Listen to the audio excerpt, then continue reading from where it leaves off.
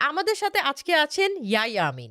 আমি উনাকে জিজ্ঞেস করেছিলাম যে একজন সফল বাবা আর একজন ভালো বাবার মধ্যে ডিফারেন্স কি? আচ্ছা ভাইয়া, অনেক মানুষ জীবনে সফল হয়। সফলের ক্যাটাগরিগুলো থাকতে পারে, আমি ভালো চাকরি করি, আমি ভালো বিজনেস করি, আমার পরিবার ভালোভাবে চালাচ্ছি। কিন্তু একজন সফল বাবা আর একজন ভালো বাবার মধ্যে ডিফারেন্সটা কি? এখন সফল আর ভালোর সংজ্ঞা তো পার্থক্য আমি জানি না অনেস্টলি। আমার কাছে এটা একই। আমি মনে করি যে আমি এখানে সফল, ভালো আর সুখী এই তিনটা শব্দকে সবসময় আলাদা করাটা বাংলা ভাষায় খুব সহজ না। বাবার পিতৃত্বের ক্ষেত্রে আমি মনে করি যে কোনো বাবা ডেফিনেটলি দেখতে চায় যে তার সন্তানরা একদিকে যেমন অর্থনৈতিকভাবে সিকিউর, আরেকদিকে দেখতে চায় যে তার যে চরিত্র বা ম্যানার্স সেটা definitely up to the mark. আমি এখানে ওই শব্দের দিক থেকে সংজ্ঞাগত জটিলতাতে আমি যাব না, বাট আমি মনে করি যে কোনো বাবারই টার্গেট হচ্ছে একদিকে নিশ্চিত করা যে অর্থনৈতিকভাবে তারা যেন সিকিউর থাকে, আরেকদিকে যেন তারা ক্যারেক্টার ওয়াইজ তারা যেন আপব্রাইট থাকে। নাম্বার 2 কোয়েশ্চেন, অনেক বাবারা মনে করে যে সংসারের খরচ চালাচ্ছি, আমি প্রোভাইডার, আমি আর কোনো দায়িত্ব নিতে পারবো না, যা আর দায়িত্ব আছে সেটা মায়ের। এটা কি সঠিক? সো আমি বলবো যে কোরআনে আল্লাহ যেটা বলছেন, আর রিজালু কওয়ামুনা আলা নিসা, আল্লাহ যখন বলছেন যে পুরুষরা বা এখানে রিজালু কওয়ামুনা আলা নিসা, এখানে যদিও এখানে বলা হয় যে ও ছেলেরা হচ্ছে গিয়ে ডমিনেট করবে সবকিছু আর মেয়েরা জাস্ট শুনবে বা মেয়েরা জাস্ট কোনো রকম থাকবে আর কি, কর্মচারীর মতো, যেন চাকরি না যায়। বাট আমি মনে করি যে এটার যতটুকু ব্যাখ্যা আমি শিখছি আলেমদের কাছ থেকে, সেটা হচ্ছে গিয়ে যে ছেলেরা দায়িত্বশীল তার নারীর উপরে এবং ডেফিনেটলি তার বৃহত্তর পরিবারের উপরে, এবং এই দায়িত্বটা শুধুমাত্র অর্থনৈতিক না, অর্থনীতিটা definitely included. But at the same time আপনি যখন দেখেন যে আমি যদি বলি যে আমি এই কোম্পানির দায়িত্বে আছি, তার মানে কি কোম্পানির ভালো খারাপ সবকিছু আমাকে দেখতে হবে, right? Everything, including everything. The fact that এখানে কেউ কাজ করতেছে না, এটা আমার দায়িত্ব, রাইট? সো সেই জায়গাটা থেকে আমি মনে করি যে ছেলেদেরকে জিনিসটাকে দেখতে হবে বা বাবাদেরকে, যে আমি আমার ফ্যামিলির উপরে রেসপন্সিবল, আমার ওয়াইফ, ইভেন বাবা মারা গেলে আমার বোন, অ্যান্ড ডেফিনেটলি আমার বাচ্চারা। সো এই রেসপন্সিবিলিটির মধ্যে ডেফিনেটলি ফাইন্যান্স একটা important part. At the same time এটার যে ইমোশনাল অ্যাসপেক্টটা আছে সেই জিনিসটা খুব important part. At the same time আমি মনে করি যে কোনো ফ্যামিলি বা কোনো পরিবারই তো কোনো একটা মানুষকে নিয়ে হয় না। তো এখানে হাজবেন্ড দুইজনেরই তাদের জায়গাটা এবং তাদের রেসপন্সিবিলিটিটাকে বুঝতে হবে। ওয়াইফেরও রেসপন্সিবিলিটি আছে, হাজবেন্ডেরও রেসপন্সিবিলিটি আছে, দুজনকে কমপ্লিমেন্ট করতে হবে। আচ্ছা, আপনার মতে একটা সন্তান, একটা শিশু বড় হয়ে যাওয়ার পর বাবার কোন জিনিসটা সবচেয়ে বেশি মনে রাখে? ওনার টাকা, ওনার উপহার, নাকি ওনার সময় যেটা ওদেরকে দিয়েছিল?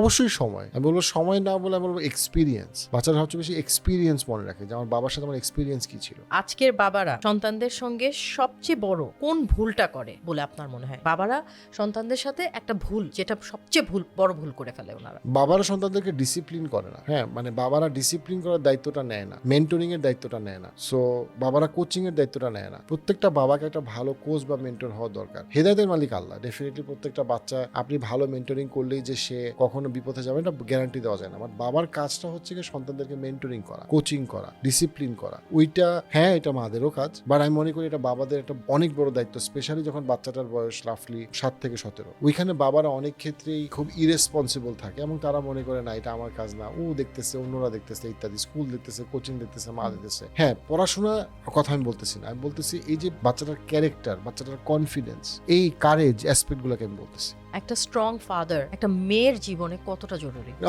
এটা তো অনেকগুলো রিসার্চ আছে। মেয়ের জীবনে জরুরি, ছেলের জীবনে জরুরি, সবার জীবনে জরুরি। পার্টিকুলারলি তার যে ওভারঅল ওয়েলবিং এবং ইমোশনাল এবং মোরাল ফ্রেমওয়ার্ক, সেই জায়গা থেকে মনে করেন একটা অ্যাবসেন্ট ফাদার তার জন্য একটা ডিজাস্টার। এবং এটার প্রচুর রিসার্চ আছে আমাদের সাইকিয়াট্রি এবং সাইকোলজিতে। এমন না যে আমি বানায় বলতেছি, কেউ কোয়েশ্চেন করে এটা একটা মানে ডিস্টার্বেন্স, বাট সবগুলো রিসার্চে যেটা কনক্লুড করে সেটা হচ্ছে একটা অ্যাবসেন্ট ফাদার একটা মেয়ের জীবনে অনেক বড় একটা সাইকোলজিক্যাল ডিজাস্টার নিয়ে আসে, এবং একটা অ্যাক্টিভ ইনভলভড ফাদার একটা মেয়ের ওভারঅল যেই আপনার সাইকোলজিক্যাল ওয়েলবিং সেটার জন্য খুব জরুরি। আচ্ছা, তো একটা বাবা কিভাবে বুঝবে? উনি তো প্রোভাইড করতেছে, উনি ব্যস্ত আছে, কাজ করতেছে, উনি কিভাবে বুঝবে যে উনি ওনার বাচ্চার জীবনে প্রেজেন্ট না অ্যাবসেন্ট? বাচ্চাকে তাকে খোঁজে কিনা, specially when they are growing up. এই বাচ্চারা যদি কমফোর্টেবল হয়ে যায় যে বাবা নাই, থাকারও কথা না, দ্যাট মিনস দ্যাট এই বাবা বুঝবে যে তার সে কোনো একটা বিরাট ডিজাস্টার করে ফেলছে। ঠিক আছে, যখন সন্তানরা বাবাকে খোঁজে না, দ্যাট মিনস বাবা ইররেলিভেন্ট হয়ে গেছে। বাবারা বুঝবে তার রেলেভেন্স এবং ইররেলেভেন্স দিয়ে, এবং টাকার ক্ষেত্রে না। এটা আপনার বাচ্চাটাকে আপনাকে গল্প বলতে চায় কিনা, ইন্টারাক্ট করতে চায় কিনা, সেই জায়গা থেকে, টাকার জায়গা থেকে না। যদি বাচ্চারা আপনার সাথে টাকার বাইরে ইন্টারাক্ট করতে চায়, that means you are still relevant in the life. Red card হচ্ছে তখন যখন আমার বাচ্চারা আমাকে খুঁজতেছে না, I have become irrelevant for them except for money, সেটা হচ্ছে রেড কার্ড। তো একজন বাবা হিসেবে আপনি একটা অ্যাডভাইস যদি দিতে চান যেটা আপনার সন্তানের ভবিষ্যৎকে নির্ধারণ করবে, সেটা কি হবে? আমি বলবো আপনার বাচ্চারা আপনার বেস্ট ইনভেস্টমেন্ট। আপনার ব্যবসা বা আপনার যে কোনো কিছু থেকে আপনার বাচ্চা আপনার বেস্ট। আপনার লাইফের লাস্টে গিয়ে শেষ 10-20 বছরে আপনি যদি আপনার বাচ্চাদেরকে সুখী এবং সফল দেখেন, তার থেকে কোনো বেটার রিওয়ার্ড আপনার কাছে নাই। তো আপনার বাচ্চাকে আপনি জাস্ট একটা সন্তান বা দায়িত্ব হিসেবে দেখেন না, দেখেন একটা ইনভেস্টমেন্ট হিসেবে। আপনি আপনার ব্যবসাকে যত্ন করেন, চাকরিকে যত্ন করেন, ক্যারিয়ারকে যত্ন করেন, আপনি বোঝার চেষ্টা করেন। আচ্ছা ভাইয়া, লাস্ট কোয়েশ্চেন আপনার জন্য। মায়ের অনেক কিছুই আমরা দেখি, মায়ের কষ্ট, মায়ের দুঃখ, তো বাবার দুঃখ বা বাবার কষ্টগুলো আমরা অনেক ছেলে মেয়ে বুঝতে চাই না। এটা নিয়ে আপনার কি মনে হয়? আমার যেটা মনে হয় এটার জন্য বাবারাই দায়ী। পুরুষদেরকে তার নিজের সার্কেল তৈরি করতে হবে। আমাদের দেশে ছেলেদের আনফরচুনেটলি তাদের ইমোশনাল ওয়েলবিং এর দায়িত্ব এটা কখনোই অন্যরা কেউ নিবে না। দেখেন, জীবনে ইমোশনাল ওয়েলবিং কিন্তু একটা নেগোসিয়েশন। সব হাজব্যান্ড ওয়াইফের মধ্যে একটা নেগোসিয়েশন করতে হয়। ছেলে অনেক ক্ষেত্রে নেগোসিয়েশনটা ইদার বোঝে না অথবা করেই না। লেটস সে একটা পুরুষের বা একটা বাবার যে ইমোশনাল নিডটা ওর পরিবার এবং অফিস এবং ব্যবসা সব মিলায় তাকেই নেগোসিয়েট করে বের করে নিতে হবে। এটা তাকে অন্য কেউ বের করে দিবে না। তাই মনে করি যে এটা নিয়ে কান্নাকাটি মারামারির কিছু নাই। ইটস মোর অফ লাইক নিজের ইমোশনাল নিডটার উপরে অ্যাওয়্যার হওয়া এবং এথিক্যালি সেই নিডটা ফুলফিল কিভাবে করা যায়। আমি কিভাবে স্পেস নিব, আমি কিভাবে আমার পার্সোনাল টাইম দিব, আমি কিভাবে আমার ফ্রেন্ডদের সাথে সময় কাটাবো, আমি কিভাবে আমার বাবা মাকে সময় দিব, বউকে সময় দিব, বাচ্চাকে সময় দিব, ওই জায়গাটা আমাকেই ফিগার আউট করার জন্য দায়িত্ব নিতে হবে। আমি যদি মনে করি যে ও আমার বউ তো এমপ্যাথেটিক না, আমার মেয়ে এমপ্যাথেটিক না, আমার মা এমপ্যাথেটিক না, এটা নিয়ে হাউকাউ কান্নাকাটি করি, এভাবে কখনো এমপ্যাথি পাওয়া যায় না। You need to be like upright and আপনার জায়গাটা আপনার তৈরি করতে হবে, হ্যাঁ, এবং আপনার ওই সাপোর্টটা নিতে হবে। অ্যান্ড আমি জন্য মনে করি যে ছেলেদের একটা বড় জিনিস যেটা, সেটা হচ্ছে গিয়ে অন্য ছেলেদের সাথে তার খেলাধুলা বা ক্লাবিং অথবা সোশ্যালাইজেশনটা খুব ইম্পর্টেন্ট।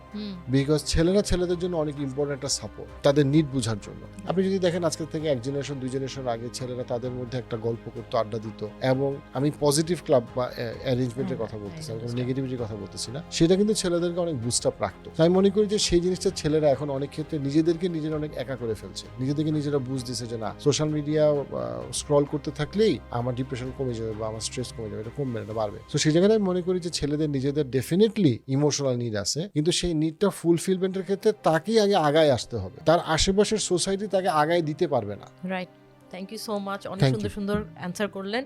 সো ফাদার্স ডে হিসেবে আই থিঙ্ক এটা বাবারা অনেক ইন্সপায়ার্ড হবে। থ্যাংক ইউ থ্যাংক আপু। ইউ।